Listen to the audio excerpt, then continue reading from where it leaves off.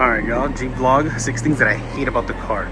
So start off, I'm going to talk about the actual exterior plastics, including the interior. So the exterior plastics fade extremely easy and they pop out like that. So you can see there's already a gap right there. This is just the models that have the, like, this is the base model, so it has a basic plastic on there. That sucks. They fade easy. If you guys can see right here, this is the plastic piece for the car, and before I put this tape on there, yes, that's electric car, that is the tape right there I'm using. It was making this flapping sound when the wind was hitting it, and the reason why is because it got deformed right away, or the plastic got deformed through the heat and whatnot, and that super sucks. I think they fixed this issue with the newer models, I believe the 2015, 2016 models, but I don't know who was manufacturing their plastics, that it was just real crappy. So a lot of people that are driving down the street, they'll hear like a kind of like a buzzing sound if they're inside the car, but it's literally the plastic just hitting the glass with the wind going through it. This took away that sound. I've been driving it like this for a year with the same tape, so I think it's time for a new one. But the tape. So now we're gonna go to interior. So the interior, same thing with the plastics again. This thing, I don't know what it is.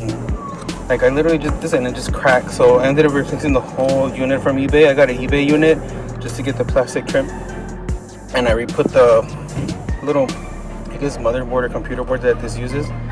I used the original one just because it's the factory one. And I got some third-party upper part, and it's honestly it's perfectly fine. As you guys can see, look at this. Look at the chrome, or the little, whatever this is, it's just peeling.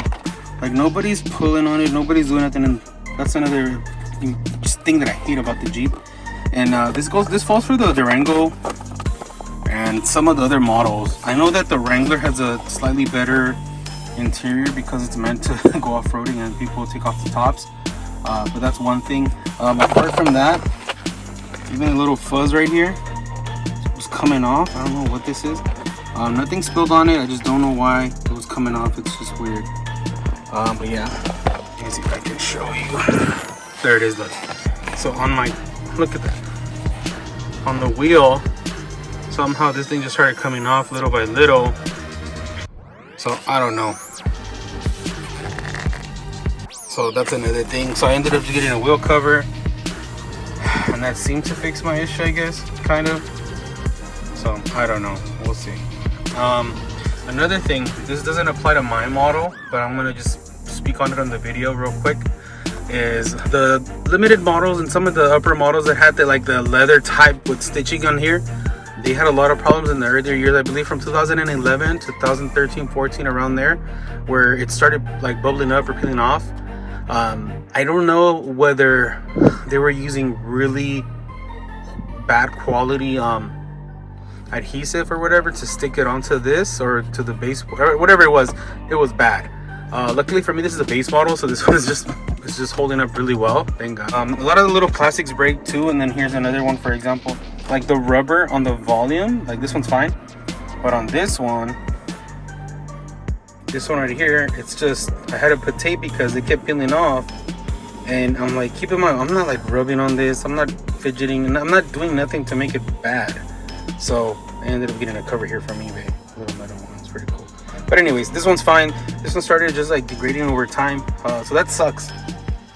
On here, the actual, this part just broke, so look at that. All right, and then another thing that I really don't like is the angle of the trunk. I know that might be like, it might be a personal preference thing, but I do not like it because when you try to fit something that's perfectly square that goes all the way to the back, but because of the angle of it being like a hatch almost, this fridge didn't fit there. This mini fridge. It kind of fit, but you got to keep in mind that the actual chair, well, the actual things back there. So it wouldn't close. Barely. It would kind of fit, but the thing is, it was putting pressure on the actual glass. I don't know if you can see it. No, you can't see it because I'm in this shade. Oh no, you can't. There it is. So you see right there, the top right corner of the glass, it peeled off the tint because it was rubbing on it barely. So that's another thing I hate. I know that could be personal preference, but my opinion, I don't like the, let me see if I can pull it up real quick.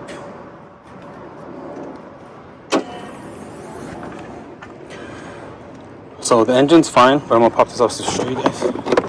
So the problem that it's having is, well, one of the problems is the common thing is for some dealers after this is more common again for the earlier models. These plastics would crack. So this is the oil cooler. That's where the actual oil filter goes to. But right below that is the oil coolant. And sometimes it goes bad, like on mine it went bad, so I had to replace it. But once again, it's just one of those things that can be a big problem if it's not caught early. And then the other one will be the thermostat, which you guys can't see, but the thermostat's right there. Right there. That's the thermostat. That one goes out so commonly. My friend that works at Jeep, Chrysler Jeep Dodge, he says it's very common for you to change it out every 50,000 miles or so, or depending how you use it. And I've already changed it twice on this car. The thermostat just goes bad. And keep in mind, I tried buying a cheaper AutoZone version of it, and it just went bad as well. So just buy the Mopar one. On average, it lasts me about 30,000 miles, 30 to 50. It just depends how much you drive and how long you're idling. It's gonna be different for the people. So for other people, it might last them way longer. That is not the case for me. But one of the most common engine problems is the thermostat and the oil coolant or oil cooler seals breaking and mixing the radiator coolant with the actual oil. And then I have a video on that, which I'll leave in the link in the description, that it happened to me as well. But the engine itself is great. The transmission itself is great too. So those are a few things that I hate about my Jeep. Again, this is my Jeep, things that I've run across. I know other people have had issues where they've had electrical problems. But once again, those are going to be for the earlier year models, like the 2011 to 2013, 14 at the latest. And they did a lot of revisions. And yeah, like I said, it's good. Now, the last thing that is probably annoying and stupid for everyone is the gas on this is horrible. That's the last thing out of the 6 things I hate. The gas is horrible. The tank cost me about $100 to fill up, especially here in California. It's horrible. So that's definitely one of the things I do not like. Luckily for me, I have a friend that was a technician at there, so I get everything at a pretty cheap cost, even the brakes. The brakes themselves, you know how to do the work on the car, just do it yourself. As far as the thermostat goes, do it yourself. Don't pay them anything. They're going to charge you anywhere from $380 to $500 to fix it, when you could do it yourself for like next to nothing. You would only pay for the part, which would probably be about $65 here in LA. But yeah, so I hope this video was helpful in some way for some of you. And maybe it can deter you or prevent you from selling your Jeep. One of the issues also I forgot, which I should make it a bonus thing that I hate about the Jeep, make a squeaking sound. And this goes for several cars. This could be a Jeep, it could be any car in general, where you get a squeaking sound and it sounds like it's coming from the dash. Sometimes it's not the actual dash, it's the actual hood hinge from the car, which I also have a video about that I ran into the same issue. So after a while, the cars do degrade and they break down, and I mean, there's so many things you can do to help it out. So luckily for me, I did purchase this car used. I did have a charger, and the reason why I'm selling it is because I have run into this problem before where the charger had the same 3.6 liter V6, and I literally had the exact same issues on that car that I had on this one. And the charger I brought brand spanking new in 2014.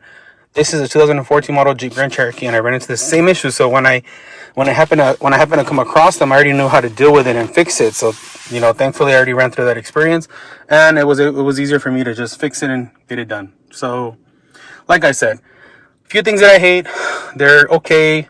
If you're running into these issues, hopefully this video can help you out, and just look at the rest of the videos that I've already fixed these issues with. So yeah, thank you guys for watching. Thank you for watching my Jeep vlog. If you want to see more vlogs like this, please let me know. Hit the like button. Peace.